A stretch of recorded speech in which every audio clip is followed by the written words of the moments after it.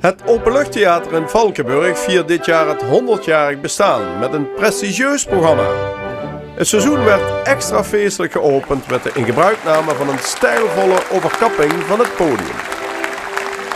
Dit kun je volgens mij wel een hoogtepunt weer noemen in het culturele leven in Limburg. Hè? Alleen de afgelopen dagen waren die berichten even minder. Dat er in de toekomst mogelijk minder geld komt uit Den Haag voor het culturele leven in Limburg. Ja, er lopen een aantal lijnen eigenlijk wel tegelijkertijd. Het is inderdaad heel mooi dat je met zo'n openluchttheater weer een hoogtepunt hebt.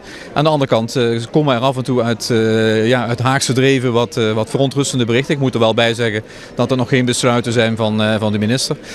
En dat in de grootste kansen ook een aantal dingen in Limburg wel degelijk heel veel waardering hebben gekregen van de Raad voor Cultuur. Maar als het gaat om bijvoorbeeld de muziek, de Opera Zuid, maar ook de keuze voor de standplaats van de Philharmonie, dan zijn er een paar dingen die ons wel zorgen baren als provinciebestuur. Maar nogmaals, we zijn nog lang niet in september, dus daar komen nog wel heel mooie dagen voor.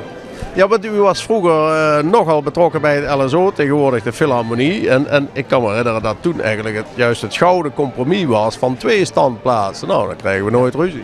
Sterker nog, ik ben een van de bedenkers van die oplossing. En dat had eigenlijk niet alleen te maken met het feit dat je zegt van je kunnen niet kiezen tussen het een of het ander. Het had ermee te maken dat een orkest een verbinding moet hebben met de omgeving.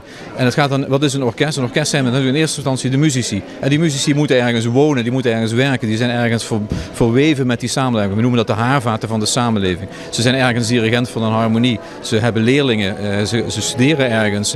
Ze zijn gewoon zichtbaar in die samenleving. Als je alles gaat concentreren op één plek in Zuid-Nederland, dan zou dat betekenen dat op den duur die muzici ook gaan verhuizen naar die plek. En dus eigenlijk een stukje verarming plaatsvindt van dat weefsel.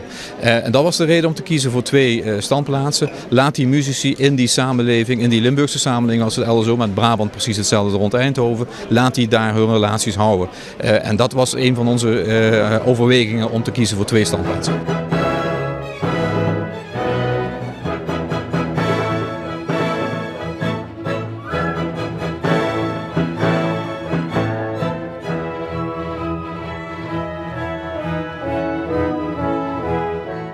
Ja, een jaar of 10 geleden, toen was het idee van ja, laten we maar langzaam maar zeker de tent sluiten. Ja, niet eens een tent, want er was geen overkapping. Nee, dat is zo. Het was gewoon een dieptepunt. Maar een dieptepunt naar alles. Een dieptepunt ook naar de menskracht die er geloof had. Want hier moet er vuur, passie en beleving in om dit theater die uitstraling te geven die de potentie heeft.